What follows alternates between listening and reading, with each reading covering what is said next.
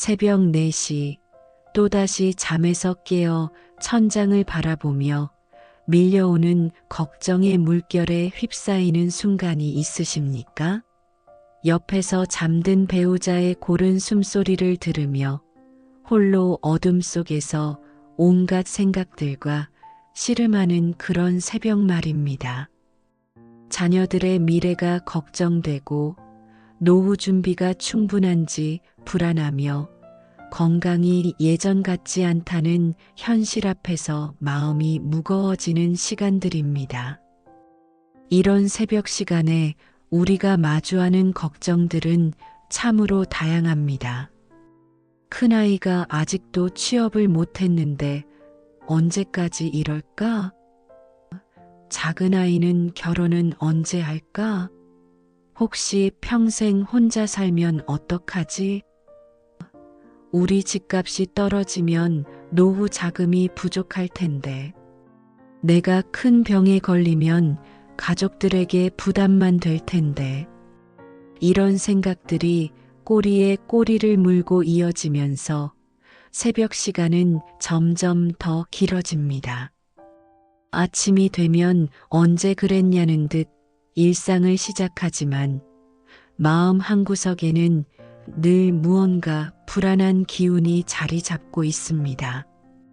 커피 한 잔을 마시며 하루를 시작할 때도, 점심을 먹으며 가족들과 대화를 나눌 때도, 저녁 뉴스를 보며 하루를 마무리할 때도 그 불안감은 마치 그림자처럼 우리를 따라다닙니다. 겉으로는 평온해 보이지만 속으로는 끊임없이 무언가를 걱정하고 있는 것입니다. 특히 우리 세대에게는 이런 걱정이 더욱 절실하게 다가옵니다. 우리는 산업화와 민주화의 격동기를 살아온 세대입니다. 부모님 세대의 가난을 직접 목격했고 우리 자신도 경제적 안정을 위해 치열하게 살아왔습니다. 87년 민주화, 97년 외환위기, 2008년 금융위기 등 굵직한 사회적 변화들을 모두 겪어왔습니다. 이런 경험들이 우리로 하여금 더욱 미래를 걱정하게 만드는 것인지도 모릅니다. 우리가 젊을 때는 열심히 일하면 다 해결되었는데 요즘 젊은이들은 아무리 노력해도 취업이 안 된다더라. 우리 때는 집값이 계속 올랐는데 이제는 언제 떨어질지 몰라서 불안하다. 우리 때는 정년까지 일하면 되었는데 이제는 50 중반에도 퇴직하라고 한다. 이런 변화들 앞에서 우리는 기존의 경험과 상식으로는 해결할 수 없는 새로운 문제들을 마주하고 있습니다. 더욱이 이제는 부모와 자녀, 두 세대를 동시에 책임져야 하는 샌드위치 세대가 되었습니다. 아직 독립하지 못한 자녀들을 경제적으로 지원해야 하면서 동시에 나이 드신 부모님의 건강과 생활을 돌봐야 합니다.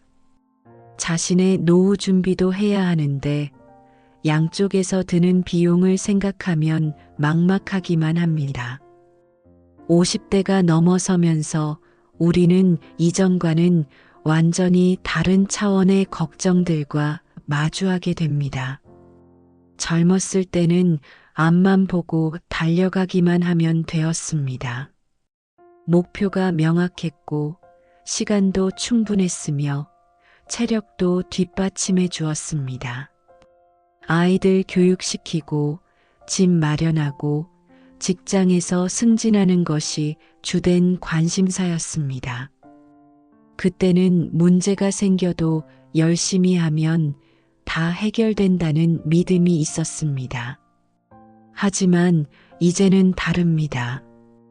뒤돌아볼 여유가 생기면서 오히려 더 많은 것들이 눈에 들어오고 그만큼 걱정거리도 기하급수적으로 늘어납니다. 아이들이 사회에 나가 과연 잘 정착할 수 있을지, 이 급변하는 사회에서 우리가 쌓아온 경험과 지혜가 과연 통용될지, 건강이 악화되면 어떻게 될지, 치매에 걸리면 어떻게 될지, 배우자가 먼저 세상을 떠나면 어떻게 혼자 살지. 이런 생각들이 끝없이 이어집니다. 아이들 문제만 해도 그렇습니다. 예전에는 대학만 졸업하면 어디든 취업할 수 있었는데, 이제는 명문대를 나와도 취업이 어렵습니다. 결혼도 마찬가지입니다. 우리 때는 적당한 나이가 되면 자연스럽게 결혼했는데, 이제는 30이 넘어도 결혼 생각을 안 하는 자녀들을 보면서 걱정이 됩니다. 결혼을 안 하면 나이 들어서 외롭지 않을까?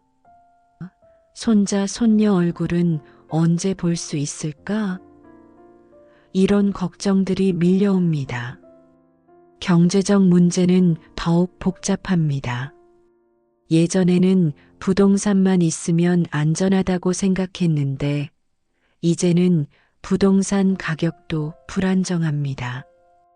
은행 이자는 너무 낮아서 저축만으로는 노후 준비가 어렵고, 그렇다고 주식이나 펀드에 투자하자니 원금 손실이 걱정됩니다.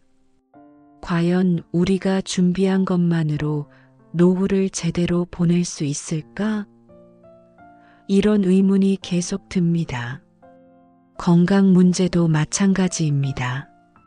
젊을 때는 몸이 조금 아파도 좀 쉬면 나아지겠지라고 생각했는데, 이제는 작은 증상에도 혹시 큰 병의 전조 증상은 아닐까? 라는 걱정이 앞섭니다. 주변에서 갑자기 큰 병에 걸렸다는 소식을 들을 때마다 나도 언제 그런 일이 생길지 모른다는 불안감이 커집니다. 특히 우리 세대는 가족을 위해, 자녀를 위해 자신의 많은 것들을 희생하며 살아온 시간이 깁니다. 개인의 꿈이나 취미보다는 가족의 안정과 자녀의 교육에 모든 것을 쏟아부었습니다. 주말에도 쉬지 못하고 일했고, 자신이 좋아하는 일보다는 안정적인 수입을 보장하는 일을 선택했습니다.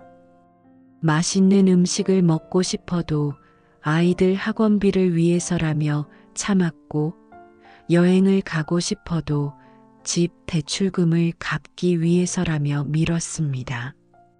그런데 이제 그 자녀들이 하나둘 독립하고 나니 문득 내 인생은 무엇이었나라는 허무감이 밀려오기도 합니다. 나는 정말 누구를 위해 살아왔을까? 이제 남은 시간에는 무엇을 해야 할까? 나만의 꿈이나 목표가 있었나? 이런 실존적 질문들이 마음을 무겁게 만듭니다. 젊은 시절에는 바빠서 생각할 겨를이 없었던 이런 문제들이 이제야 눈에 들어오는 것입니다. 동시에 앞으로 남은 시간에 대한 불안감도 커집니다. 평균 수명이 늘어나면서 은퇴 후에도 2030년을 더 살아야 하는데, 과연 그 긴 시간을 어떻게 의미 있게 보낼 수 있을지 막막합니다. 건강이 허락할지, 경제적으로는 충분히 준비했는지, 무엇보다 나는 과연 행복할 수 있을까 하는 근본적인 의문까지 품게 됩니다. 70, 80까지 살아야 한다면 과연 무엇을 하며 살아야 할까? 몸이 불편해지면 누가 돌봐줄까? 치매에 걸리면 어떻게 하지? 자녀들에게 짐이 되고 싶지는 않은데, 이런 걱정들이 현실감 있게 다가옵니다. 부부관계에 대한 걱정도 있습니다. 자녀들이 독립하고 나면 이제 둘만 남게 되는데 과연 잘 지낼 수 있을까요? 지금까지는 아이들 문제로 바빠서 부부간의 깊은 대화를 나눌 시간이 많지 않았는데 이제 시간이 많아지면 오히려 서로 할 말이 없을까봐 걱정이 됩니다. 혹시 성격 차이나 가치관 차이가 더 크게 느껴질까봐 불안하기도 합니다. 이런 근심과 걱정은 단순히 마음의 문제에 그치지 않습니다. 밤잠을 설치게 하고 소화불량을 일으키며 일상의 소소한 즐거움마저 빼앗아 갑니다. 아침에 일어나도 개운하지 않고 맛있는 음식을 먹어도 제대로 느껴지지 않으며 아름다운 풍경을 봐도 마음에 와닿지 않습니다. 무엇을 해도 마음 한구석이 무겁고 웃음도 억지스러워집니다. 친구들과 만나서도 대화 주제는 자연스럽게 걱정거리로 흘러갑니다. 요즘 경기가 안 좋다더라. 우리 아이는 언제 취업할까? 건강검진 받았는데 이상한 수치가 나왔다. 부모님이 많이 편찮으시다 등등. 예전에는 꿈과 희망에 대해 이야기했는데 이제는 걱정과 불안에 대한 이야기가 대부분입니다. 가족들 앞에서는 괜찮은 척 강한 모습을 보이려 하지만 혼자 있을 때면 답답한 마음이 올라옵니다. 특히 새벽이나 늦은 밤에 홀로 있을 때면 온갖 걱정들이 머릿속을 맴돕니다. 마치 컴퓨터에 바이러스가 들어가서 계속 이상한 프로그램이 돌아가는 것처럼 걱정이라는 생각이 끊임없이 반복됩니다.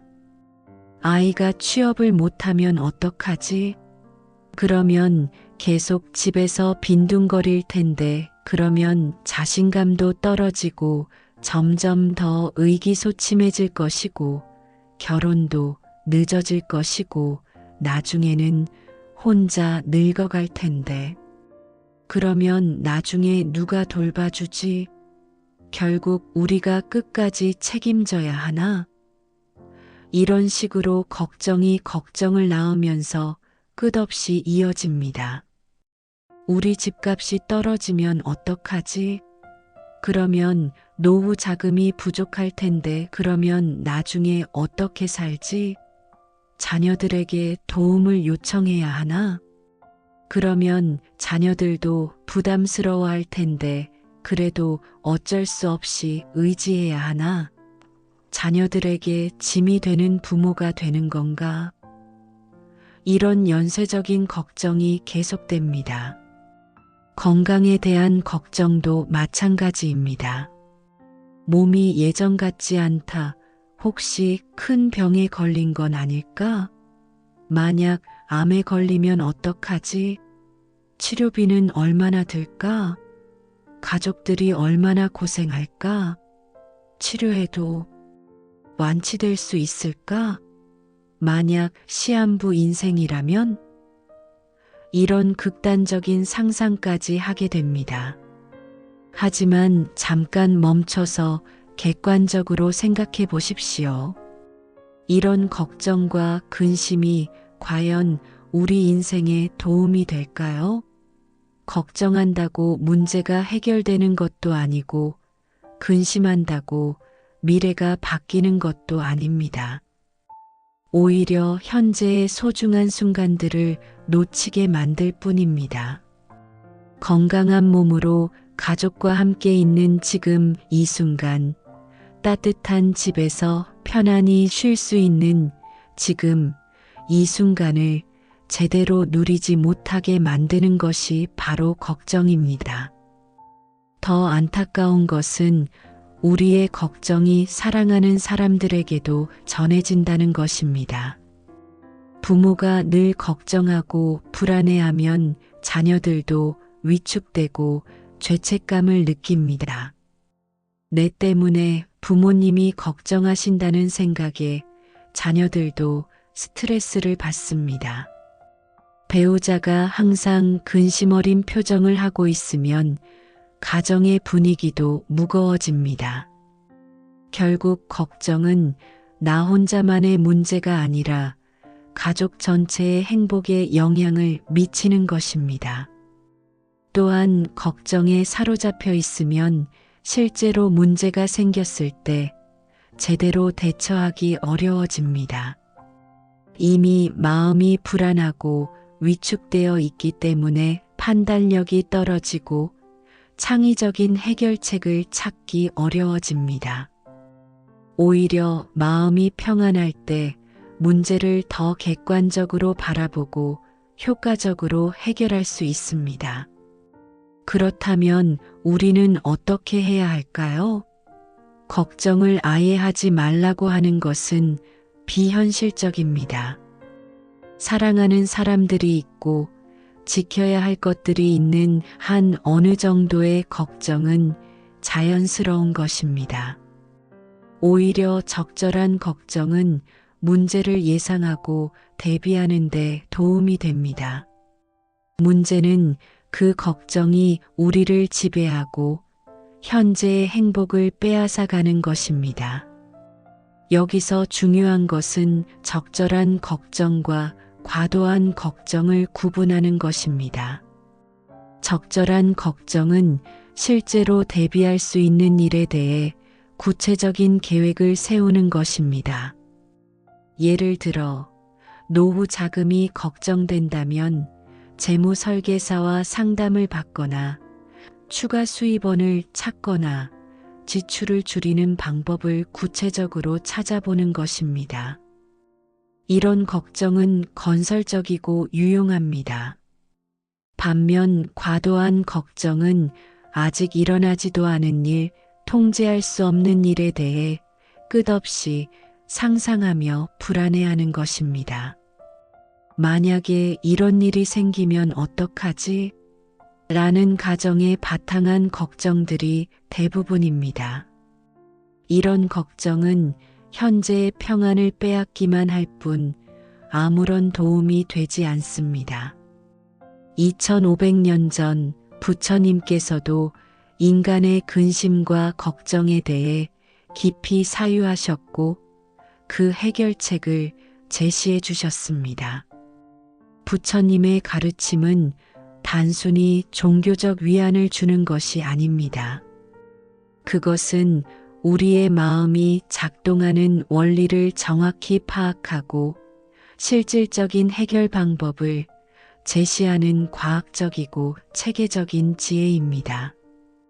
부처님께서는 왕자의 신분으로 태어나 모든 것을 다 가지고 계셨지만 인간의 생로병사와 고통을 목격하시고 깊은 고민에 빠지셨습니다. 그리고 6년간의 수행을 통해 고통의 원인과 해결책을 명확히 깨달으셨습니다. 그 깨달음의 핵심 중 하나가 바로 우리가 지금 다루고 있는 근심과 걱정의 문제입니다. 부처님의 가르침에 따르면 근심과 걱정은 우리 마음의 자연스러운 작용이지만 그것을 어떻게 다루느냐에 따라 독이 될 수도 있고 약이 될 수도 있습니다. 걱정을 통해 문제를 예상하고 대비할 수 있다면 그것은 유용한 기능입니다. 하지만 걱정에 사로잡혀서 현재의 평안을 잃는다면 그것은 독이 되는 것입니다. 중요한 것은 걱정과 근심의 뿌리를 이해하고 그것을 다루는 현명한 방법을 배우는 것입니다. 그렇게 한다면 우리는 남은 인생을 훨씬 더 평안하고 의미 있게 살아갈 수 있을 것입니다. 지금까지 자신과 가족을 위해 열심히 살아온 우리에게는 그런 평안과 행복을 누릴 자격이 충분히 있습니다. 이런 깨달음을 얻기 위해서는 단순히 마음만 바꾸면 되는 것이 아닙니다. 구체적이고 체계적인 방법이 필요합니다. 부처님께서 제시해 주신 방법들은 이론적인 것이 아니라 실제로 적용할 수 있는 실용적인 것들입니다. 수많은 사람들이 이런 방법을 통해 마음의 평안을 찾았고 지금도 전 세계에서 많은 사람들이 실천하고 있습니다. 지금부터 부처님의 가르침을 통해 이 문제를 차근차근 살펴보겠습니다.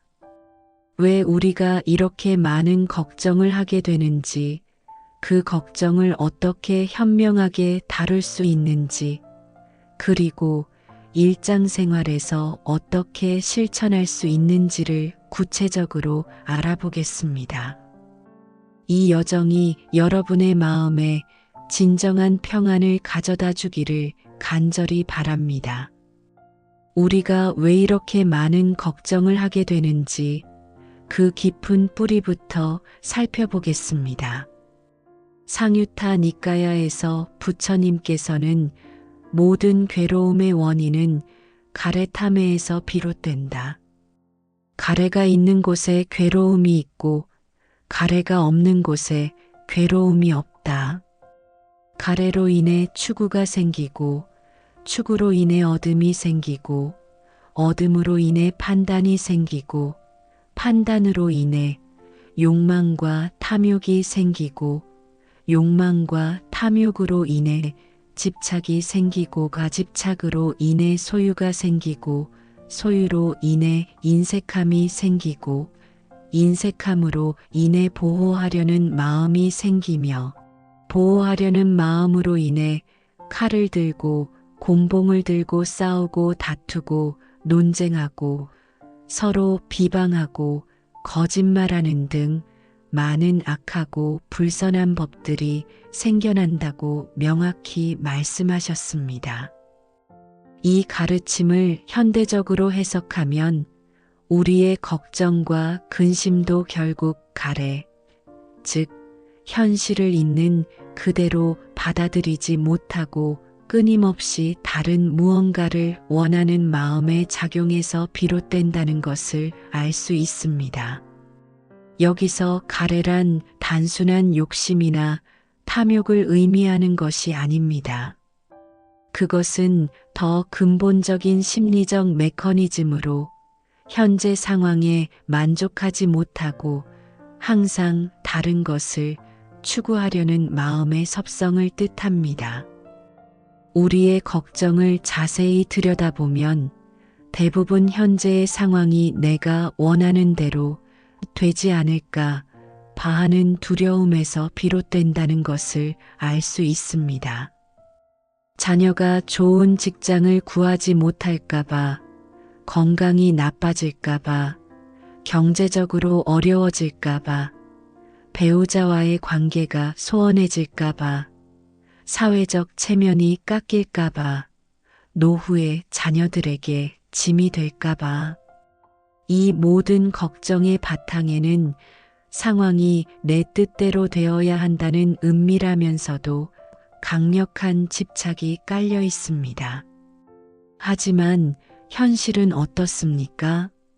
우리가 아무리 걱정하고 계획하고 노력해도 세상 일은 우리 뜻대로만 되지 않습니다. 이것이 세상의 근본적인 성질입니다. 아이들은 부모의 기대와 상관없이 자신만의 길을 가려 합니다. 건강은 나이와 함께 자연스럽게 변화합니다. 경제 상황도 개인의 노력만으로는 어쩔 수 없는 큰 흐름이 있습니다. 사회적 변화도 우리가 통제할 수 있는 범위를 넘어섭니다. 이런 현실을 받아들이지 못하고 자꾸 내 뜻대로 만들려고 할 때 괴로움이 시작됩니다. 예를 들어 대학생 자녀를 둔 어느 어머니의 이야기를 들어보십시오. 이분은 아들이 의대에 가기를 간절히 원했습니다. 아들의 성적도 나쁘지 않았고 집안 형편도 뒷받침해 줄 수 있었습니다. 하지만 아들은 미술에 관심이 많아서 예술대학에 가고 싶어 했습니다. 어머니는 밤잠을 못 이룰 정도로 걱정했습니다. 예술로 어떻게 먹고 살지? 불안정한 직업을 가지면 결혼도 어려울 텐데 나중에 우리가 계속 뒷바라지해야 하는 건 아닐까? 이런 걱정이 끝없이 이어지면서 어머니는 아들을 설득하려 가진 노력을 다했습니다.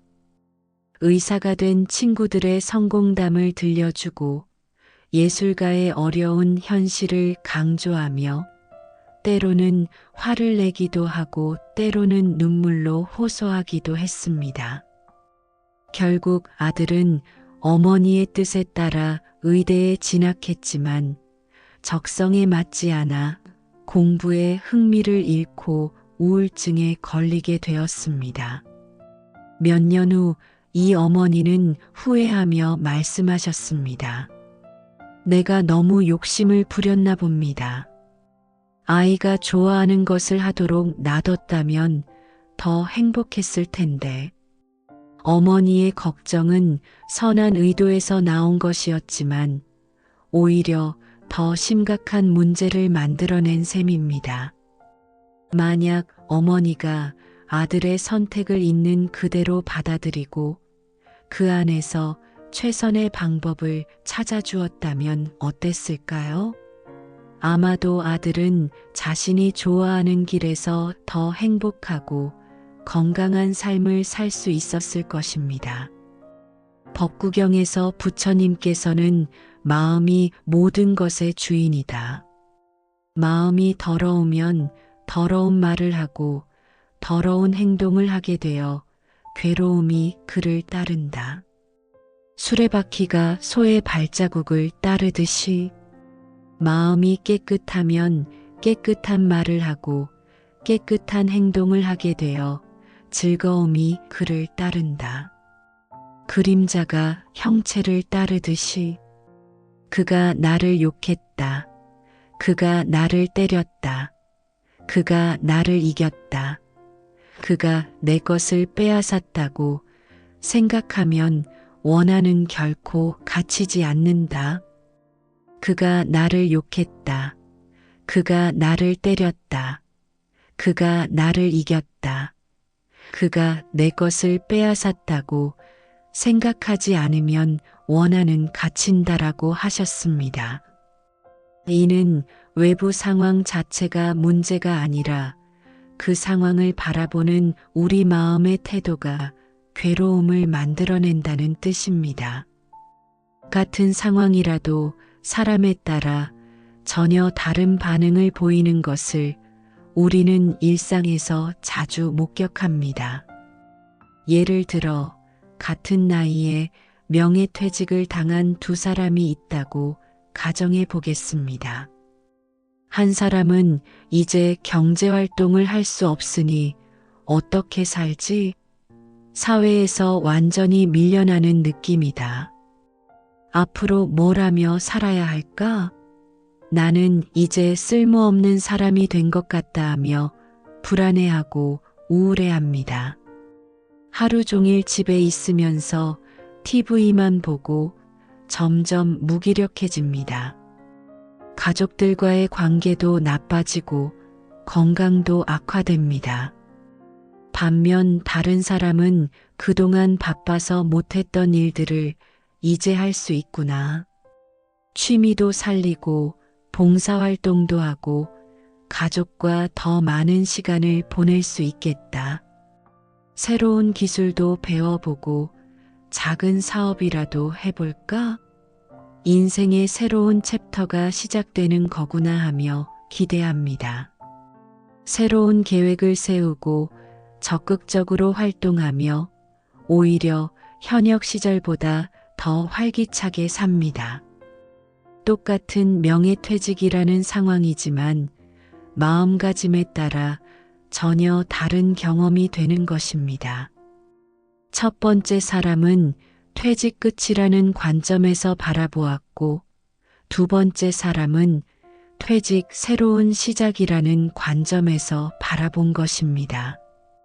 외부 조건은 동일하지만 내적 태도가 완전히 다른 결과를 만들어낸 것입니다. 근심과 걱정이 생기는 또 다른 중요한 원인은 무상의 이치를 받아들이지 못하기 때문입니다. 무상이란 모든 것이 끊임없이 변한다는 뜻입니다.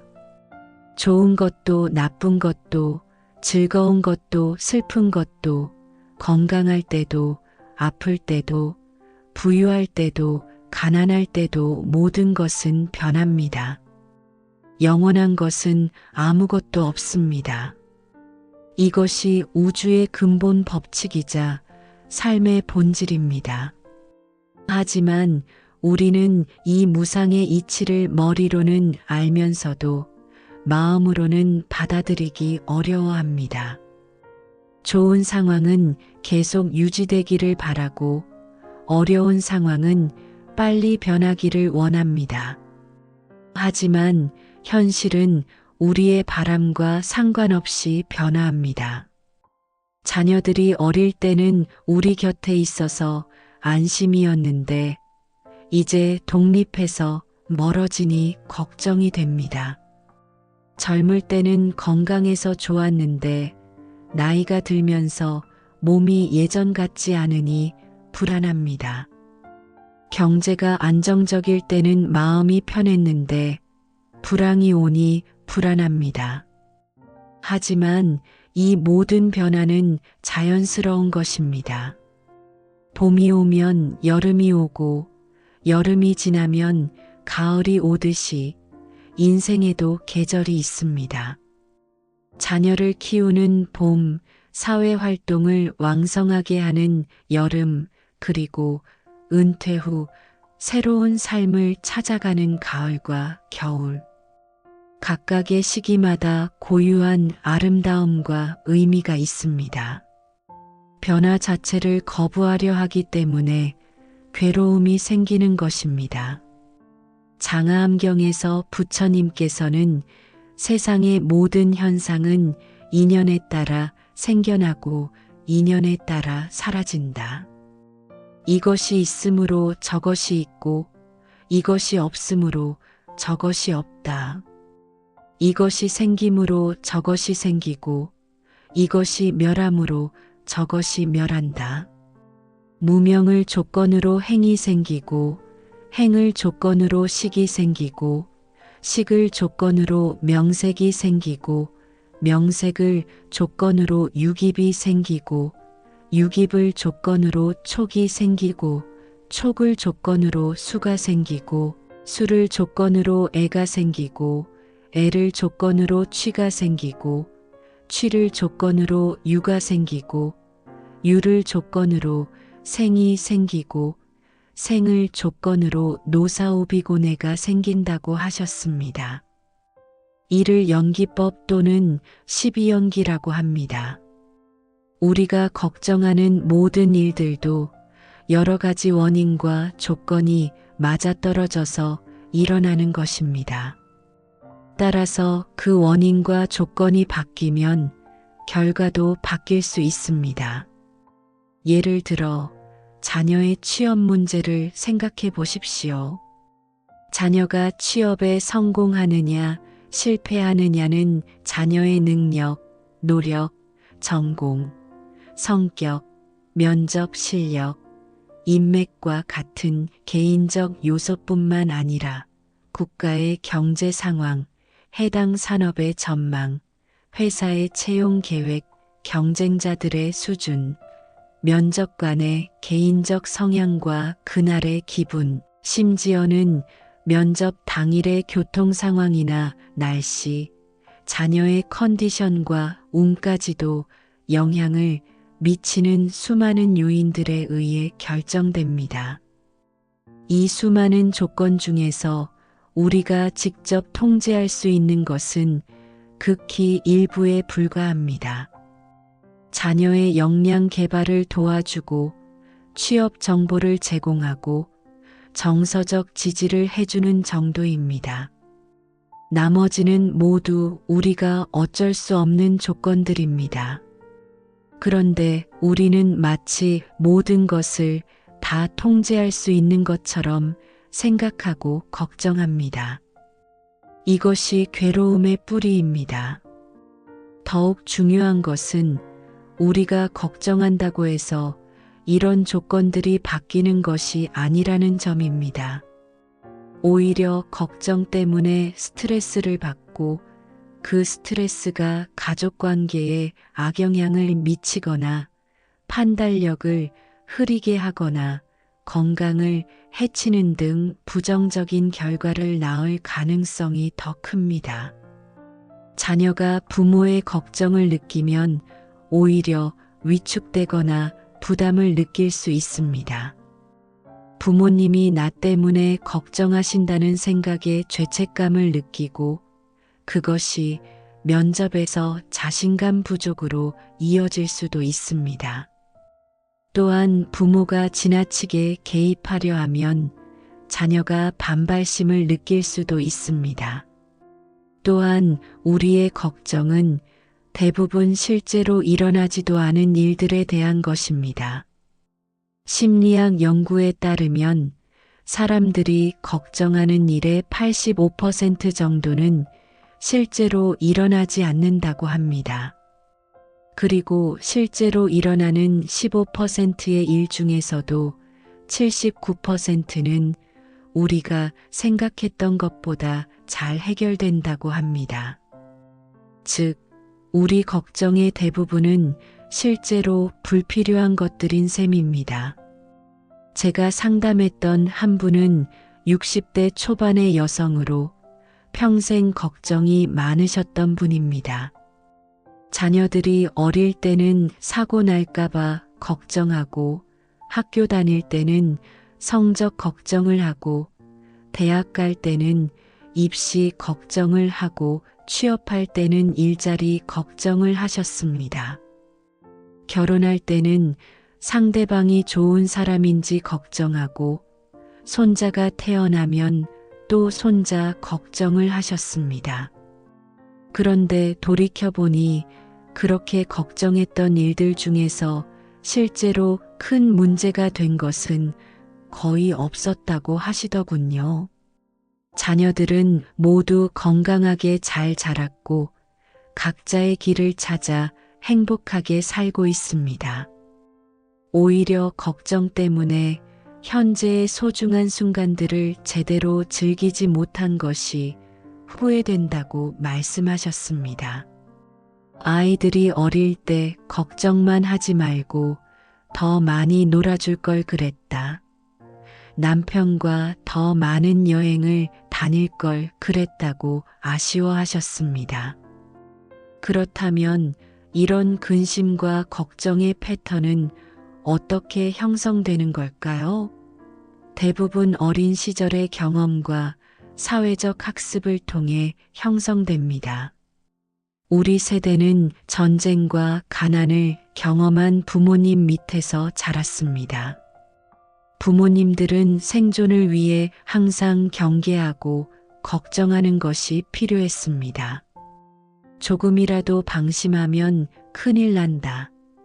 미리미리 걱정해야 안전하다는 생각이 체화되어 있었습니다. 그런 환경에서 자란 우리도 자연스럽게 걱정하는 것이 책임감 있는 일이고 사랑의 표현이라고 학습하게 되었습니다. 걱정하지 않으면 무책임한 것이고 사랑이 부족한 것으로 여겨졌습니다. 따라서 우리는 걱정을 해야 할 일로 인식하게 되었습니다. 또한 우리 사회의 경쟁적 문화도 걱정을 부추기는 요소 중 하나입니다. 남들보다 뒤처질까봐, 체면이 깎일까봐, 인정받지 못할까봐 하는 걱정들은 대부분 사회적 비교에서 오는 것들입니다. 우리 아이는 왜 다른 집 아이보다 못할까? 우리 집은 왜 다른 집보다 가난할까?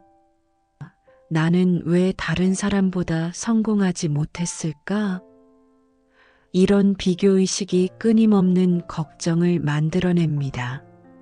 하지만 이런 비교는 끝이 없습니다. 아무리 잘해도 더 잘하는 사람은 있고, 아무리 가져도 더 많이 가진 사람은 있습니다. 비교를 통해서는 결코 만족과 평안을 얻을 수 없습니다. 중화암경에서 부처님께서는 비교하는 마음이야말로 괴로움의 근원이다. 위로 올려다보면 질투심이 생기고 아래로 내려다보면 자만심이 생기며 같은 수준을 바라보면 경쟁심이 생긴다. 이 모든 것이 마음의 평안을 해친다고 하셨습니다. 이 말씀은 오늘날에도 그대로 적용됩니다. 우리가 자녀나 배우자, 그리고 우리 자신을 남과 비교하며 걱정하는 것도 결국 이런 비교하는 마음에서 비롯되는 것입니다. 마지막으로 현대 사회의 정보 과부하도 걱정을 증가시키는 요인입니다. TV, 인터넷, 스마트폰을 통해 하루 종일 온갖 나쁜 뉴스들이 쏟아져 들어옵니다. 경제 위기, 질병, 사고, 범죄 등에 대한 정보가 끝없이 반복되면서 우리의 불안감을 증폭시킵니다. 실제로는 그런 일들이 일어날 확률이 매우 낮음에도 불구하고 미디어의 과장된 보도 때문에 마치 당장 우리에게 일어날 것처럼 느끼게 됩니다. 그렇다면 우리는 어떻게 해야 할까요? 먼저 근심과 걱정이 일어나는 것 자체를 나쁘게 생각할 필요는 없습니다. 이는 우리가 사랑하는 사람들을 아끼고 미래를 준비하려는 책임감에서 나오는 자연스러운 반응입니다. 이런 마음 자체는 아름다운 것이고 인간다운 것입니다.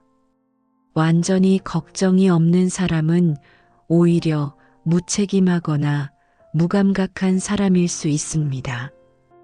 문제는 그 걱정에 사로잡혀서 현재를 놓치고 불필요한 괴로움을 만들어내는 것입니다. 걱정이라는 도구를 현명하게 사용하지 못하고 걱정에게 사용당하는 것이 문제인 것입니다. 걱정을 통해 실제로 대비할 수 있는 일들을 준비하고 사랑하는 사람들에게 도움을 주되 그것에 매몰되어 현재의 평안을 잃지 않는 것이 중요합니다. 부처님께서는 우리에게 걱정을 없애라고 하신 것이 아니라 걱정과 현명하게 관계 맺는 방법을 가르쳐 주셨습니다. 걱정의 뿌리를 이해하고 그것이 일어나는 조건들을 파악하며 현명한 대응 방법을 배우는 것입니다. 다음 장에서는 구체적으로 어떻게 실천할 수 있는지 마음 챙김을 통해 현재에 머무르는 방법을 자세히 살펴보겠습니다. 마찌마 니까야에서 부처님께서는 소나 존자에게 거문고 비유를 들어주신 유명한 가르침이 있습니다.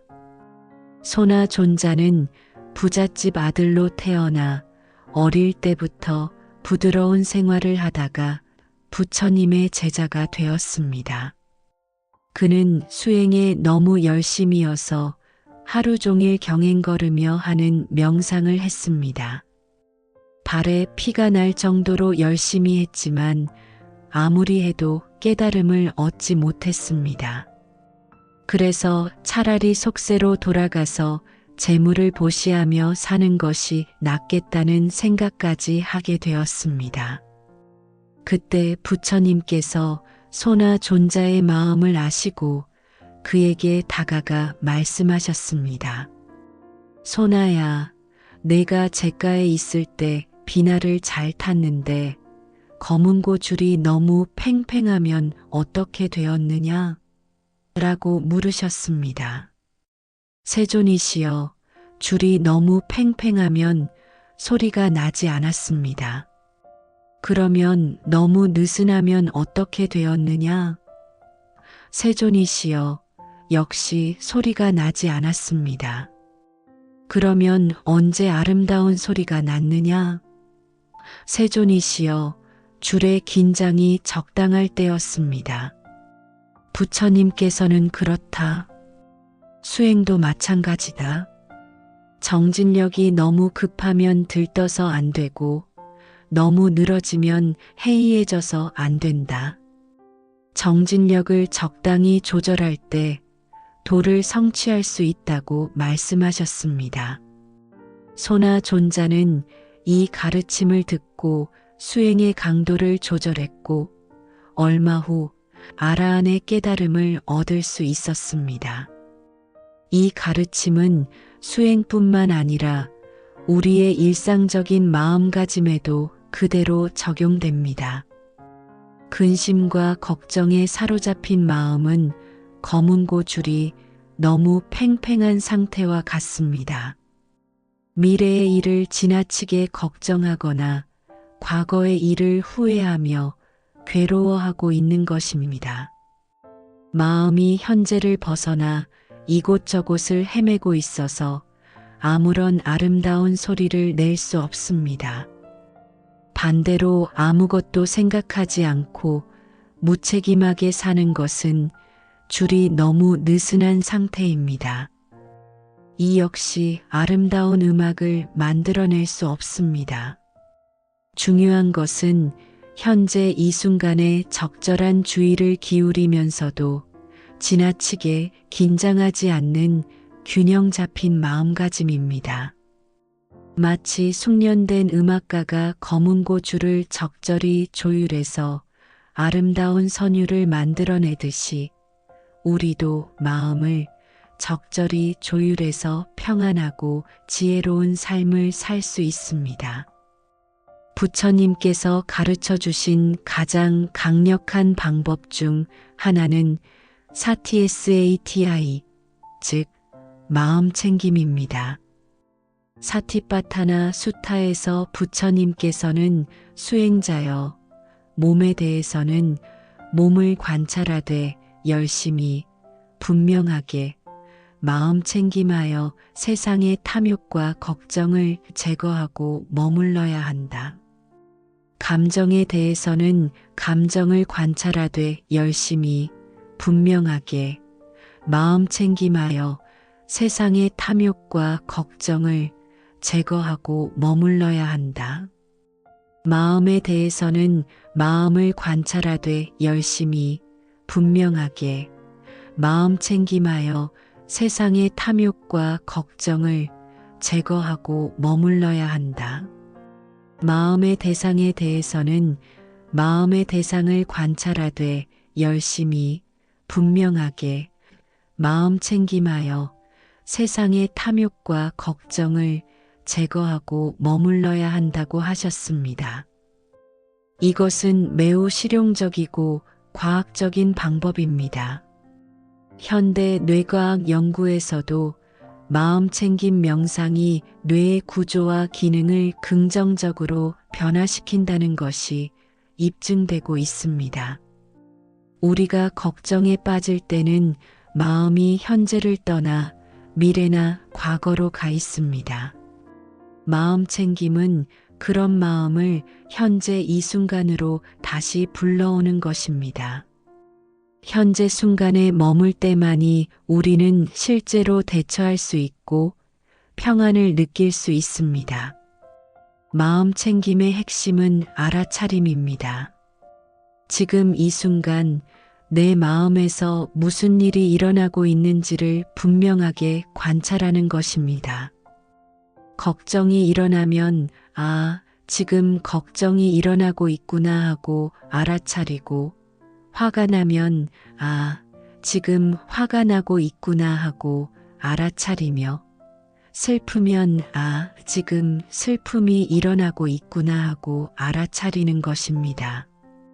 실제로 어떻게 실천할 수 있을까요? 먼저 걱정이 밀려올 때 그 걱정을 억지로 없애려 하지 마십시오. 억지로 없애려 하면 오히려 더 강해집니다. 마치 물에 빠진 사람이 허우적거릴수록 더 깊이 빠져들듯이 걱정을 없애려고 애쓸수록 걱정은 더 커집니다. 대신 지금 내가 걱정을 하고 있구나 하고 부드럽게 알아차리십시오. 이때의 마음가짐이 매우 중요합니다. 걱정하는 자신을 탓하거나 비판하지 마십시오. 마치 하늘에 떠가는 구름을 바라보는 것처럼 걱정이라는 마음의 움직임을 관찰해 보십시오. 판단하지도 말고 거부하지도 말고 그냥 걱정이 일어나고 있구나 하고 인정해 주십시오. 이것도 사랑하는 마음에서 나오는 자연스러운 반응이구나 하고 받아들여 주십시오. 그리고 나서 천천히 호흡에 주의를 돌려보십시오. 아나파나사티 수타에서 부처님께서는 숲으로 가거나 나무 아래로 가거나 빈 곳으로 가서 결과부자하고 몸을 바르게 하여 앞에 마음 챙김을 확립한다. 그는 마음 챙김하여 들이쉬고 마음 챙김하여 내쉰다. 들숨을 길게 쉴 때 길게 들이쉰다고 분명히 알고 날숨을 길게 쉴 때 길게 내쉰다고 분명히 안다. 들숨을 짧게 쉴 때 짧게 들이쉰다고 분명히 알고 날숨을 짧게 쉴 때 짧게 내쉰다고 분명히 안다고 하셨습니다. 호흡은 매우 특별한 기능을 가지고 있습니다. 호흡은 항상 현재에만 존재하기 때문에 호흡에 주의를 기울이면 자연스럽게 현재 순간으로 돌아올 수 있습니다. 과거의 호흡이나 미래의 호흡은 없습니다. 오직 지금 이 순간의 호흡만 있을 뿐입니다. 또한 호흡은 자율신경계와 연결되어 있어서 의식적으로 호흡을 조절하면 마음의 상태도 함께 조절할 수 있습니다. 예를 들어 자녀의 미래가 걱정될 때 이렇게 실천해 보십시오. 먼저 지금 내가 아이 걱정을 하고 있구나 하고 친절하게 알아차리십시오. 그 걱정을 나쁘다고 판단하지 마시고 이것도 사랑하는 마음에서 나오는 자연스러운 반응이구나. 나는 좋은 부모구나 하고 받아들이십시오. 그리고 편안한 자세로 앉아서 깊게 숨을 들이마시며 마음속으로 들숨하고 말해보시고 천천히 내쉬며 날숨하고 말해보십시오. 처음에는 의식적으로 길고 깊게 호흡하되 점차 자연스러운 호흡의 리듬을 찾아가십시오. 들어오는 숨과 나가는 숨을 있는 그대로 관찰하십시오. 이를 몇 번 반복하다 보면 마음이 차분해지는 것을 느낄 수 있습니다. 걱정이라는 거센 바람이 불던 마음의 호수에 잔잔한 물결이 일기 시작합니다. 이때가 바로 지혜롭게 상황을 바라볼 수 있는 순간입니다. 감정에 휘둘리지 않고 객관적으로 판단할 수 있는 공간이 생기는 것입니다. 다음으로는 현재 상황을 객관적으로 살펴보십시오. 지금 당장 내가 할 수 있는 실질적인 일이 있는지 아니면 미래의 불확실한 일에 대해 불필요하게 걱정하고 있는지 구분해 보십시오. 금강경에서 부처님께서는 과거심 불가득, 현재심 불가득, 미래심 불가득이라고 하셨습니다. 과거의 마음도 현재의 마음도 미래의 마음도 실체가 없이 변화하는 것이므로 거기에 집착할 필요가 없다는 뜻입니다. 이 말씀이 처음에는 어렵게 느껴질 수 있지만 실제로는 매우 실용적인 지혜입니다. 과거는 이미 지나갔으므로 아무리 후회해도 바꿀 수 없습니다. 미래는 아직 오지 않았으므로 아무리 걱정해도 확실하지 않습니다. 현재의 마음도 계속 변하므로 지금 걱정하고 있다고 해서 계속 걱정할 필요는 없습니다. 이렇게 이해하면 걱정에서 한 발 물러서서 객관적으로 바라볼 수 있게 됩니다. 대부분의 걱정은 아직 일어나지 않은 미래의 일에 대한 것입니다. 만약에 라면 어떡하지? 라는 가정에 바탕한 것들이 대부분입니다. 하지만 그 만약에는 실제로 일어날 가능성이 높지 않은 경우가 많습니다. 설사 일어난다고 하더라도 그때 가서 대처하면 됩니다. 미리 걱정한다고 해서 그 문제가 해결되는 것은 아닙니다. 오히려 걱정 때문에 현재 할 수 있는 일에 집중하지 못하게 됩니다. 그리고 무엇보다 중요한 것은 미래는 현재의 연장선상에 있다는 점입니다. 지금 이 순간을 충실하게 살고 현재 할 수 있는 최선을 다하는 것이 미래를 준비하는 가장 확실한 방법입니다. 자녀를 걱정한다면 걱정하는 시간에 자녀에게 필요한 정보를 찾아주거나 따뜻한 격려의 말을 해주거나 함께 시간을 보내는 것이 더 도움이 됩니다. 건강이 걱정된다면 걱정하는 시간에 산책을 하거나 건강한 음식을 먹거나 충분한 잠을 자는 것이 더 실용적입니다. 또한 부처님께서는 우리에게 사무량심을 기르라고 하셨습니다. 이는 자비, 연민, 기쁨, 평정의 4가지 마음가짐입니다. 이 중에서 특히 평정심은 좋은 일에도 나쁜 일에도 동요하지 않는 균형 잡힌 마음을 의미합니다. 평정심을 기르는 것이 감정을 억누르는 것은 아닙니다. 오히려 모든 상황을 있는 그대로 받아들이면서도 그에 휘둘리지 않는 내적 안정감을 말합니다. 자녀가 어려움을 겪을 때도 너무 조급해하지 않고 좋은 일이 있을 때도 너무 들뜨지 않는 것입니다. 일희일비하지 않는 성숙한 어른의 마음가짐이라고 할 수 있습니다.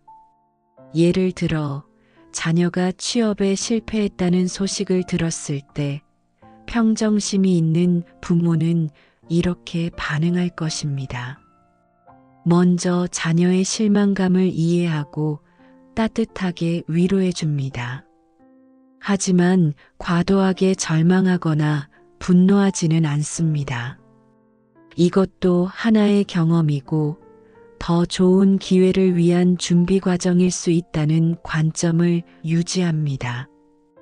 그리고 실질적으로 도움이 될 수 있는 방법을 함께 찾아봅니다. 자녀의 감정을 인정해 주면서도 희망을 잃지 않도록 격려합니다. 평정심이 없는 부모라면 자녀보다 더 절망하거나 화를 내거나 다른 사람을 탓하거나 자책하는 등의 반응을 보일 것입니다. 이런 반응은 자녀에게도 부담이 되고 문제 해결에도 도움이 되지 않습니다. 오히려 상황을 더 악화시킬 수 있습니다. 이런 평정심을 기르려면 일상생활에서 작은 것부터 연습해야 합니다. 예를 들어 TV에서 나쁜 뉴스를 들었을 때 즉시 불안해하지 말고 잠깐 멈춰서 호흡을 관찰해 보십시오. 그리고 이것도 세상의 한 현상이구나. 세상에는 좋은 일도 나쁜 일도 다 일어난다 하고 받아들여 보십시오. 내가 직접 할 수 있는 일이 있다면 하되, 없다면 불필요한 걱정을 하지 마십시오. 교통이 막혀서 약속에 늦을 때도 마찬가지입니다. 화를 내거나 짜증을 내봤자 교통 상황이 바뀌는 것은 아닙니다. 대신 이것도 어쩔 수 없는 상황이구나 하고 받아들이고 상대방에게 미리 연락을 드리고 그 시간을 음악을 듣거나 명상을 하는 시간으로 활용해 보십시오. 또한 부처님께서는 정념정지의 중요성을 강조하셨습니다. 정념은 현재 순간에 깨어있는 주의력이고 정지는 지금 무엇을 하고 있는지 분명히 아는 것입니다. 이를 실천하는 구체적인 방법을 더 자세히 소개해 드리겠습니다. 매일 아침 일어나서 5-10분 정도라도 조용히 앉아서 호흡을 관찰하는 시간을 가져보십시오. 특별한 자세나 장소가 필요한 것은 아닙니다. 침대에 앉아서 해도 되고 의자에 편안히 앉아서 해도 됩니다. 등을 곧게 펴고 눈을 감거나 반쯤 뜨고 자연스럽게 들어오고 나가는 숨을 관찰하면 됩니다. 이때 중요한 것은 숨을 조절하려 하지 말고 있는 그대로 관찰하는 것입니다. 길든 짧든 깊든 얕든 그냥 지켜보기만 하십시오. 마치 강물이 흘러가는 것을 지켜보듯이 호흡이 들어오고 나가는 것을 관찰하십시오. 중간에 다른 생각이 들어와도 괜찮습니다. 그 생각을 나쁘다고 판단하지 말고 아, 생각이 일어났구나 하고 부드럽게 인정한 후 다시 호흡으로 돌아오면 됩니다. 이것을 몇 번 반복하더라도 자신을 탓하지 마십시오. 마음이 이리저리 돌아다니는 것은 지극히 자연스러운 현상입니다. 중요한 것은 그때마다 다시 호흡으로 돌아오는 것입니다. 마치 강아지를 훈련시킬 때처럼 인내심을 가지고 반복해서 연습하십시오. 처음에는 몇 초도 집중하기 어려울 수 있지만 꾸준히 연습하다 보면 점차 집중력이 향상됩니다. 이런 연습을 꾸준히 하다 보면 하루 종일 마음이 좀 더 평안해지는 것을 느낄 수 있습니다. 걱정이 일어나도 예전만큼 깊이 빠지지 않고 빨리 빠져나올 수 있게 됩니다. 마음에 여유가 생기면서 상황을 더 객관적으로 바라볼 수 있게 됩니다. 또한 일상생활 중에서도 마음 챙김을 실천할 수 있습니다. 예를 들어 설거지를 할 때는 설거지에만 집중하고 걸을 때는 걷는 것에만 집중하고 식사할 때는 식사에만 집중하는 것입니다. 이렇게 현재 하고 있는 일에 온전히 집중하면 걱정할 시간도 없고 현재 순간의 소소한 즐거움을 발견할 수 있게 됩니다. 설거지를 할 때는 따뜻한 물의 감촉, 비누의 향기, 그릇이 깨끗해지는 과정을 온전히 느껴보십시오. 걸을 때는 발이 땅에 닿는 감각, 바람이 얼굴에 스치는 느낌, 주변의 소리들을 주의 깊게 관찰해 보십시오. 식사할 때는 음식의 맛, 냄새, 질감을 천천히 음미해 보십시오. 이런 연습을 통해 우리는 지금 여기에 머무르는 법을 배울 수 있습니다. 현재 순간에 온전히 집중할 때 걱정은 자연스럽게 사라집니다. 걱정은 마음이 현재를 떠나 미래로 갔을 때만 생기기 때문입니다. 마지막으로 마음 챙김을 실천할 때 가장 중요한 것은 자기 자신에게 친절한 것입니다. 처음에는 잘 안 될 수 있습니다. 명상을 하려고 앉았는데 온갖 걱정이 다 떠오를 수도 있고 호흡에 집중하려고 해도 자꾸 딴 생각이 날 수도 있습니다. 이는 모두 정상적인 과정입니다. 마치 어린아이가 걷는 법을 배울 때처럼 넘어지더라도 다시 일어서서 계속 연습하는 것이 중요합니다. 자신을 다그치거나 포기하지 마시고 지금 이대로도 괜찮다. 조금씩 나아지고 있다는 마음으로 꾸준히 실천해 보십시오. 이런 작은 실천이 쌓이면서 마음의 진정한 평안이 찾아올 것입니다. 화엄경에서 부처님께서는 일체유심조라고 하셨습니다. 모든 것이 마음이 만들어낸다는 뜻입니다. 같은 상황이라도 어떤 관점으로 바라보느냐에 따라 전혀 다른 경험이 됩니다. 어떤 사람에게는 재앙이 되는 일이 다른 사람에게는 기회가 되기도 하고 어떤 사람에게는 절망이 되는 일이 다른 사람에게는 성장의 계기가 되기도 합니다. 따라서 근심과 걱정을 다루는 핵심은 상황을 바라보는 관점을 바꾸는 것입니다.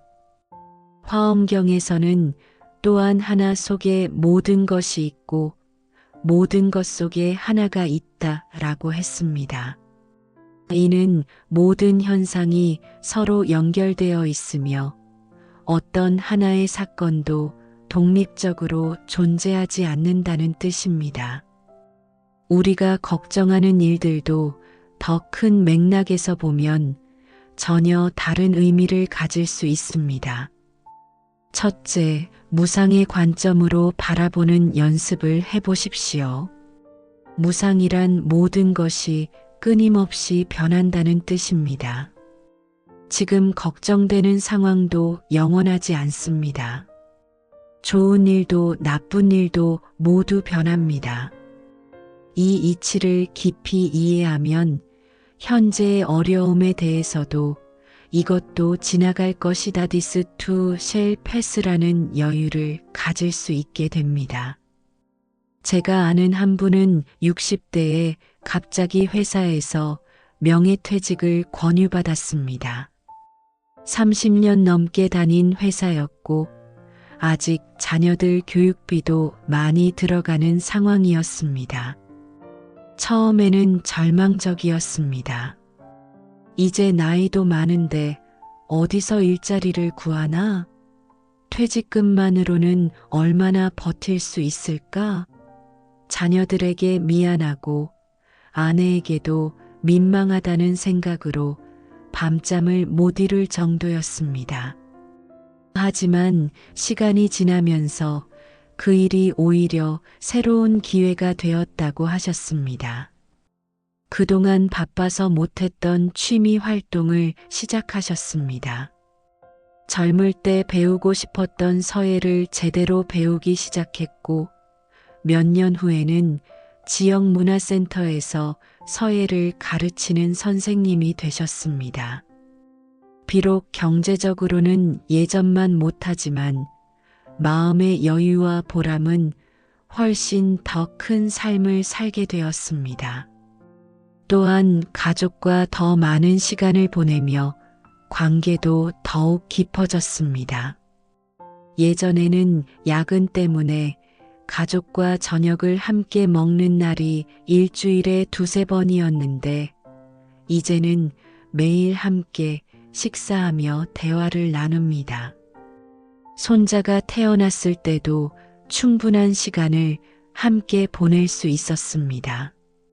자원봉사 활동을 통해 사회에 기여하는 기쁨도 느끼게 되었습니다. 그때 실직하지 않았다면 지금의 행복은 없었을 것입니다. 오히려 정년까지 일했다면 건강도 더 나빠졌을 것이고 가족과의 시간도 없었을 것입니다라고 말씀하시는 모습에서 무상의 이치를 깊이 깨달을 수 있었습니다. 당시에는 재앙처럼 보였던 일이 장기적으로는 축복이 된 것입니다. 이처럼 인생의 모든 변화에는 숨겨진 의미와 기회가 있습니다. 자녀들의 성장과 독립도 마찬가지입니다. 처음에는 걱정되고 섭섭하지만 시간이 지나면서 자녀들이 자신만의 길을 찾아가는 모습을 보는 기쁨을 느끼게 됩니다. 또한 부모로서의 역할이 줄어드는 만큼 자신만의 시간과 공간이 생기게 됩니다. 부부가 다시 둘만의 시간을 가질 수 있게 되고 오랫동안 미뤄왔던 개인적 꿈들을 실현할 기회도 생깁니다. 둘째, 인연의 관점으로 바라보는 지혜를 기르십시오. 지금 일어나는 모든 일은 수많은 원인과 조건이 맞아떨어진 결과입니다. 우리가 통제할 수 있는 부분도 있고 통제할 수 없는 부분도 있습니다. 통제할 수 있는 부분에 대해서는 최선을 다하고 통제할 수 없는 부분에 대해서는 받아들이는 지혜가 필요합니다. 예를 들어 자녀의 취업 문제를 다시 생각해 보십시오.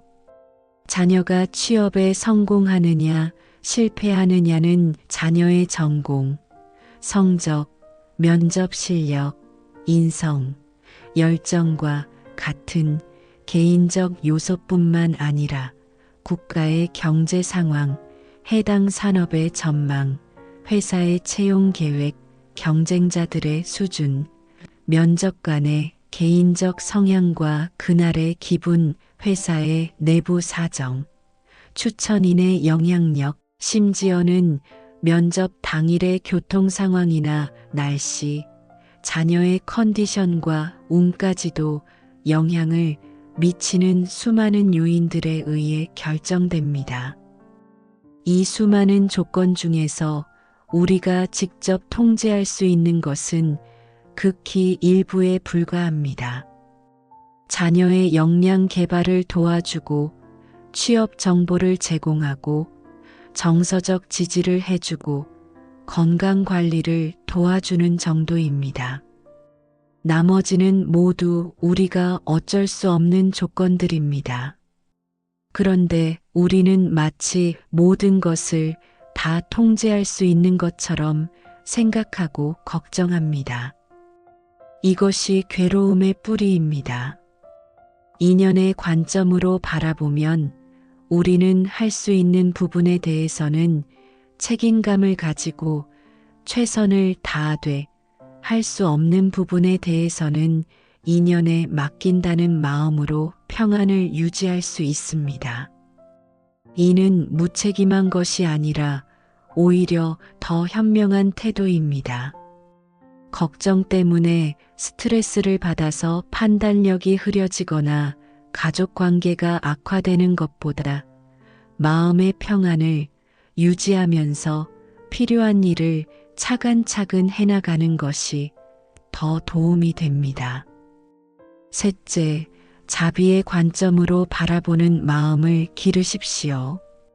연화경에서 부처님께서는 모든 중생을 자신의 독자처럼 여기는 마음이 자비이다.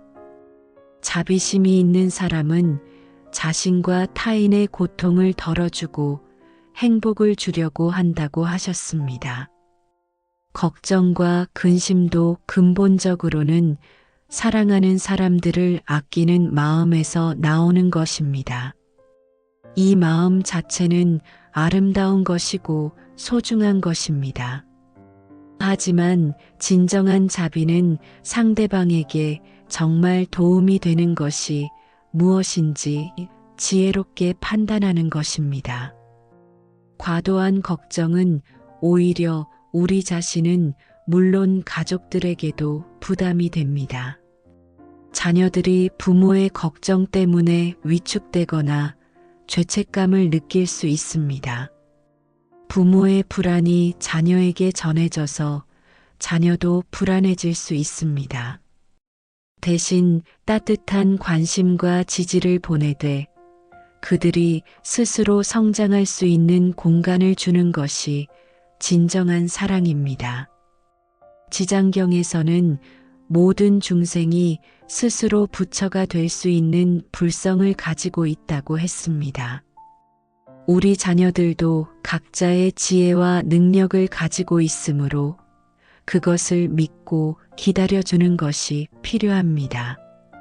예를 들어 자녀가 취업에 어려움을 겪고 있을 때 자비로운 부모는 이렇게 할 것입니다. 먼저 자녀의 어려움을 충분히 공감해주고 힘들겠지만 너라면 분명히 좋은 기회를 찾을 수 있을 것이다라고 격려해 줍니다. 필요한 정보나 도움을 제공하되 자녀가 스스로 결정할 수 있도록 존중합니다. 무엇보다 결과가 어떻게 되든 너는 우리의 소중한 자녀이고 우리는 항상 내 편이다라는 메시지를 전달합니다. 이는 자녀에 대해서만 적용되는 것이 아닙니다. 배우자나 부모님 그리고 우리 자신에 대해서도 마찬가지입니다. 상대방의 선택을 존중하고 그들이 가진 내재적 지혜를 믿어주는 것이 진정한 자비입니다. 넷째, 중도의 관점을 기르십시오. 중도란 극단을 피하고 균형을 잡는 것입니다. 전혀 걱정하지 않는 것도 무책임하고 지나치게 걱정하는 것도 도움이 되지 않습니다. 적절한 관심과 준비는 하되 그것에 사로잡히지 않는 것이 중도입니다. 부처님께서는 상유타 니까야에서 현명한 사람은 미래를 준비하되 미래에 사로잡히지 않고 과거를 기억하되 과거에 얽매이지 않으며 현재를 살되 현재에 안주하지 않는다고 하셨습니다. 이것이 바로 중도의 지혜입니다. 예를 들어 건강관리를 생각해 보십시오. 건강을 전혀 신경 쓰지 않고 아무거나 먹고 운동도 하지 않는 것은 무책임합니다. 반대로 건강에 대해 과도하게 걱정해서 조금만 몸이 이상해도 큰 병에 걸린 것으로 생각하고 온갖 검사를 받고 스트레스를 받는 것도 도움이 되지 않습니다. 중도의 관점에서는 정기 건강검진을 받고 적절한 운동을 하고 건강한 식습관을 유지하되 거기에 지나치게 집착하지 않습니다. 몸의 신호를 주의 깊게 관찰하되 사소한 증상에 과도하게 반응하지 않습니다. 필요할 때는 의사의 도움을 받되 의료진을 맹신하지도 않습니다. 이런 균형 잡힌 태도가 중도입니다. 다섯째, 공의 관점을 이해해 보십시오. 이는 불교 철학의 핵심 개념 중 하나로 모든 현상이 고정된 실체가 없다는 뜻입니다. 반야심경에서 색즉시공, 공즉시색, 수상행식 역복여시라고 했습니다. 모든 현상은 실체가 없이 변화하는 것이므로 거기에 집착할 필요가 없다는 뜻입니다. 우리가 걱정하는 일들도 마찬가지입니다. 그것들이 아무 의미가 없다는 것이 아니라 변화하는 것이므로 거기에 사로잡히지 말라는 뜻입니다. 지금 걱정되는 문제도 시간이 지나면 다른 모습으로 변할 것이고 새로운 조건들이 만들어지면 전혀 다른 결과가 나올 수도 있습니다. 예를 들어 자녀가 원하는 대학에 떨어졌다고 가정해 보십시오. 그 순간에는 세상이 무너지는 것처럼 느껴질 수 있습니다. 하지만 시간이 지나면서 그 자녀가 다른 대학에서 더 좋은 교수를 만나 더 큰 성장을 할 수도 있고, 원래 가려던 대학보다 오히려 더 잘 맞는 환경을 찾을 수도 있습니다. 어떤 경우에는 대학 생활보다 더 중요한 인생의 깨달음을 얻을 수도 있습니다. 이처럼 우리가 지금 문제라고 생각하는 일들도 더 큰 관점에서 보면 성장의 기회이거나 더 나은 방향으로 가는 징검다리일 수 있습니다. 공의 관점에서 보면 좋다, 나쁘다는 판단 자체가 상대적이고 변화하는 것임을 알 수 있습니다. 여섯째, 감사의 관점을 기르십시오. 걱정거리가 있다는 것은 사랑하는 사람들이 있고 보호하고 싶은 것들이 있다는 뜻입니다. 이는 복된 일입니다. 홀로 살면서 걱정할 사람도 없는 것보다는 걱정할 가족이 있는 것이 감사한 일입니다. 또한 지금까지 큰 어려움 없이 살아온 것, 가족이 건강한 것, 하루하루 평범한 일상을 누릴 수 있는 것 자체가 감사한 일입니다. 법구경에서 부처님께서는 건강이 최고의 재산이고 만족이 최고의 부이며 신뢰가 최고의 친구이고 열반이 최고의 행복이다라고 하셨습니다. 우리에게는 이미 많은 것들이 갖춰져 있습니다. 부족한 것에만 초점을 맞추지 말고 이미 가지고 있는 것들에 감사하는 마음을 기르십시오. 매일 저녁 잠자리에 들기 전에 오늘 하루 감사한 일 3가지를 떠올려 보는 습관을 만들어 보십시오. 처음에는 어색할 수 있지만 점차 감사할 거리를 찾는 눈이 열리게 됩니다. 맛있는 식사를 할 수 있었던 것, 가족과 대화를 나눌 수 있었던 것, 아름다운 하늘을 볼 수 있었던 것, 따뜻한 침대에서 잠을 잘 수 있는 것, 이런 소소한 일상의 기쁨들이 우리 삶을 풍요롭게 만듭니다. 7째, 무아의 관점을 이해해 보십시오. 무아란 고정된 자아가 없다는 뜻입니다. 우리가 나라고 생각하는 것도 실은 몸과 마음의 여러 요소들이 모여서 만들어진 것이고 이 역시 끊임없이 변화합니다. 이를 이해하면 자아에 대한 집착이 줄어들고 그만큼 걱정도 줄어듭니다. 예를 들어 내가 실패하면 어떻게 하지? 라는 걱정을 해봅시오. 여기서 나는 과연 누구일까요? 몸일까요? 마음일까요? 사회적 역할일까요? 자세히 들여다보면 고정된 나라는 실체는 없고 단지 여러 조건들이 모여서 만들어진 현상일 뿐입니다. 이를 이해하면 실패에 대한 두려움도 줄어듭니다. 8째, 업과 윤회의 관점을 이해해 보십시오. 업이란 행위와 그 결과를 의미하고 윤회는 생명이 끝없이 이어진다는 뜻입니다.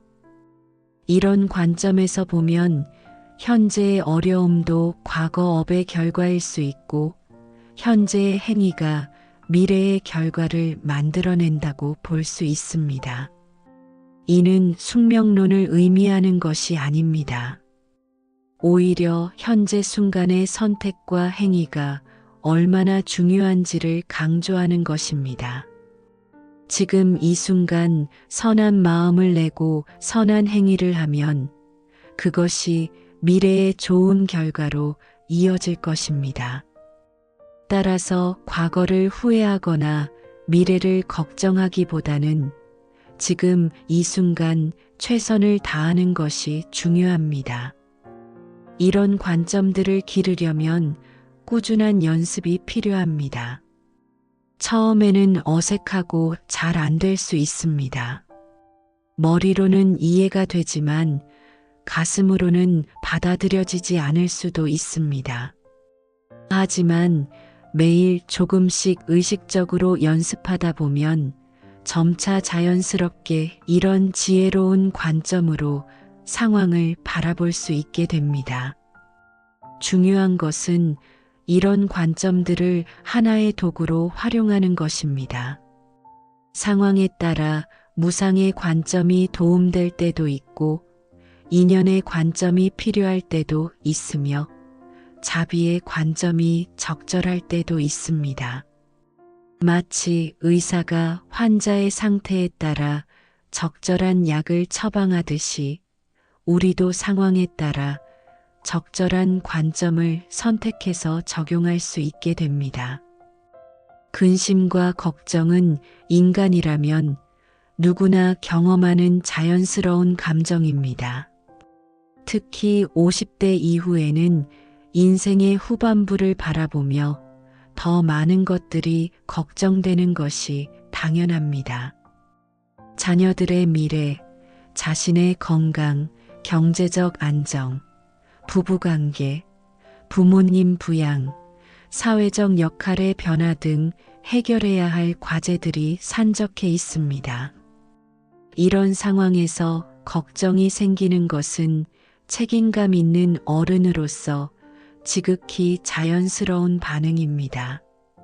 하지만 중요한 것은 그 걱정에 지배당하지 않고 현명하게 다루는 방법을 아는 것입니다.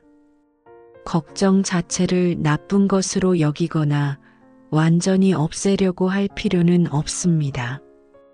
오히려 걱정을 통해 미래를 준비하고 사랑하는 사람들을 돌볼 수 있다면 그것은 유용한 기능을 하는 것입니다.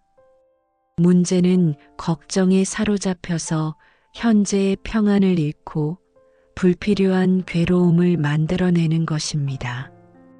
부처님께서 가르쳐 주신 방법들을 다시 한번 종합적으로 정리해 보겠습니다.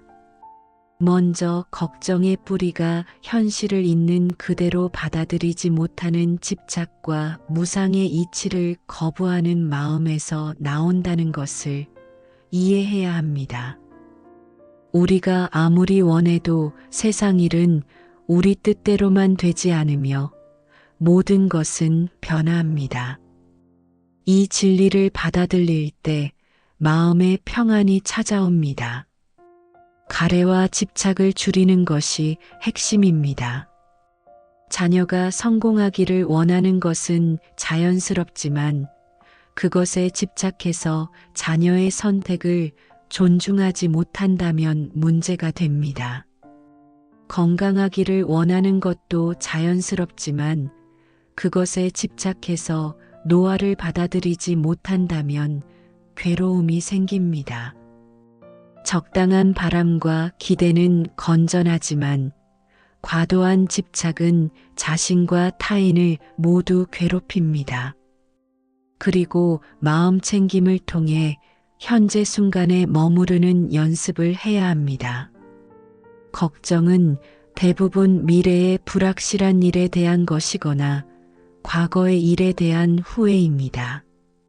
하지만 우리가 실제로 살 수 있는 곳은 현재뿐입니다.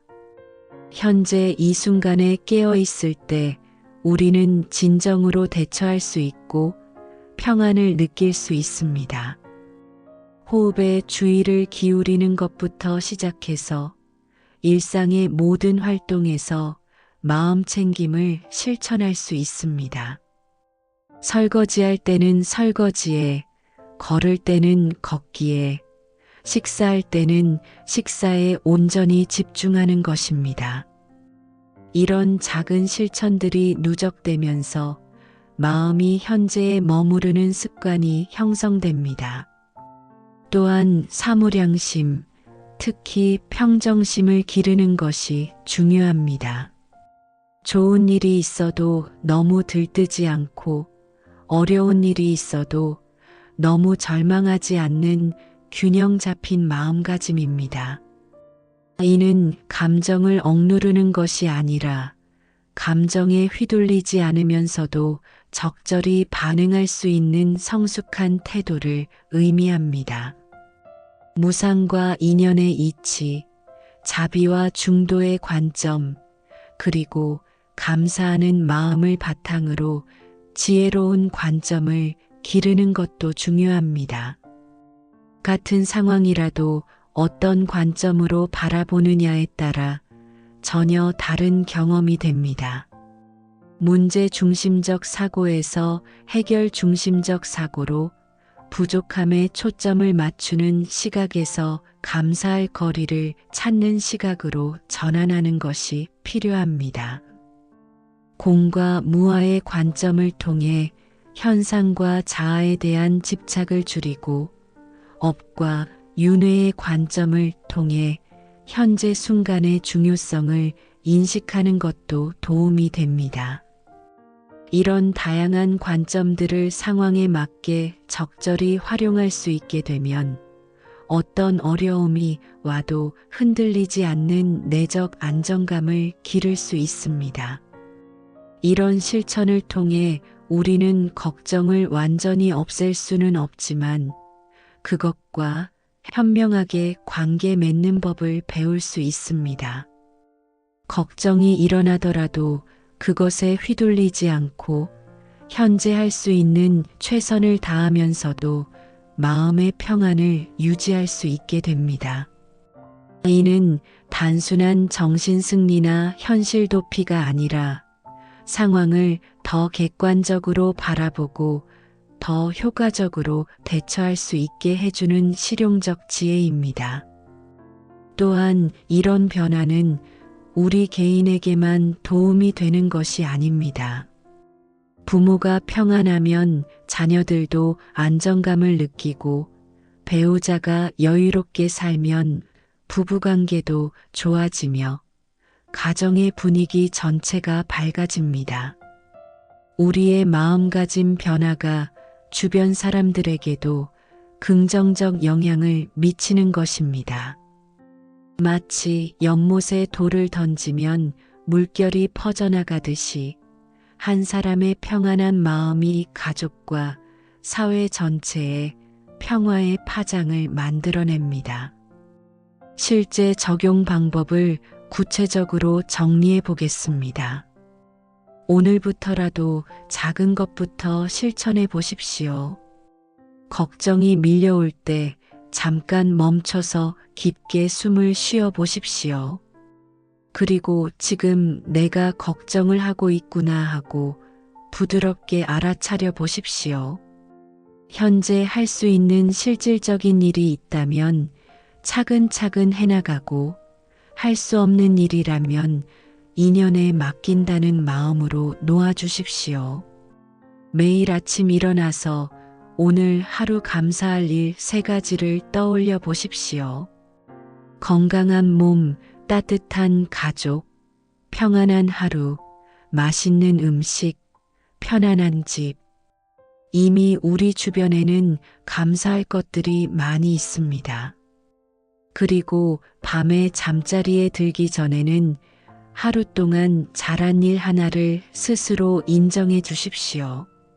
자신에게 너무 엄격하지 마시고 작은 성취도 격려해 주십시오. 일주일에 한두 번이라도 자연 속에서 시간을 보내보십시오. 산책을 하거나 공원에서 나무를 바라보거나 하늘의 구름을 관찰해 보십시오. 자연은 무상의 이치를 가장 잘 보여주는 스승입니다. 계절의 변화, 날씨의 변화, 해와 달의 순환을 통해 모든 것이 변한다는 진리를 체험할 수 있고, 자연의 리듬 속에서 마음의 평안을 찾을 수 있습니다. 가족이나 친구들과 대화할 때도 걱정 이야기보다는 감사한 일, 기쁜 일, 희망적인 일들을 나누려 노력해 보십시오. 긍정적인 에너지는 서로에게 전해져서 전체적인 분위기를 밝게 만듭니다. 물론 어려운 일이 있을 때는 서로 위로하고 도와야 하지만 지나친 걱정을 공유하는 것보다는 지혜로운 관점을 나누는 것이 더 도움이 됩니다. 책이나 강의를 통해 불교 철학을 더 깊이 공부해 보시는 것도 좋습니다. 이론적 이해가 깊어질수록 실천도 더 효과적이 됩니다. 하지만 공부만으로는 충분하지 않습니다. 실제로 일상에서 적용해 보는 것이 중요합니다. 명상이나 기도 모임에 참여해 보시는 것도 도움이 됩니다. 혼자 실천하기 어려울 때 같은 뜻을 가진 사람들과 함께하면 큰 힘이 됩니다. 절이나 명상센터, 문화센터 등에서 관련 프로그램을 운영하는 경우가 많으니 찾아보시기 바랍니다. 무엇보다 자기 자신에게 친절하십시오. 완벽할 필요는 없습니다. 때로는 걱정에 빠질 수도 있고, 불안해할 수도 있고, 화낼 수도 있습니다. 그럴 때마다 자신을 탓하지 마시고, 나도 인간이니까 그럴 수 있다. 다시 시작하면 된다는 마음으로 받아들여 주십시오. 이런 자기 연민과 수용이 진정한 치유의 시작입니다. 부처님께서 열반경에서 자신을 등불로 삼고 법을 등불로 삼아 정진하라고 하셨습니다. 외부의 상황이나 다른 사람의 평가에 의존하지 말고 내 마음의 지혜를 키워서 스스로 평안을 찾으라는 뜻입니다. 우리 모두에게는 그런 지혜와 능력이 있습니다. 다만 그것을 발견하고 개발하는 것이 필요할 뿐입니다. 반야심경에서 색즉시공, 공즉시색, 수상행식 역복여시라고 했습니다. 모든 현상은 실체가 없이 변화하는 것이므로 거기에 집착할 필요가 없다는 뜻입니다. 우리가 걱정하는 일들도 마찬가지입니다. 그것들이 아무 의미가 없다는 것이 아니라 변화하는 것이므로 거기에 사로잡히지 말라는 뜻입니다. 마지막으로 이런 변화는 하루아침에 이루어지지 않는다는 점을 이해하십시오. 오랫동안 형성된 걱정의 습관을 바꾸는 것은 시간이 걸립니다. 하지만 포기하지 말고 꾸준히 실천하십시오. 작은 변화부터 시작해서 점차 큰 변화로 이어질 것입니다. 마치 물방울이 모여서 강을 이루듯이 작은 실천이 모여서 평안한 인생을 만들어갈 것입니다. 근심과 걱정이 완전히 사라지지는 않을 수 있습니다. 하지만 그것들과 평화롭게 공존하면서 현재의 소중한 순간들을 놓치지 않고 살 수 있습니다. 지금까지 가족을 위해, 사회를 위해 헌신하며 살아온 우리에게는 평안하고 행복한 삶을 누릴 자격이 충분히 있습니다. 남은 인생이 걱정으로 가득한 시간이 아니라 지혜와 자비가 깊어지는 아름다운 여정이 되기를 간절히 바랍니다.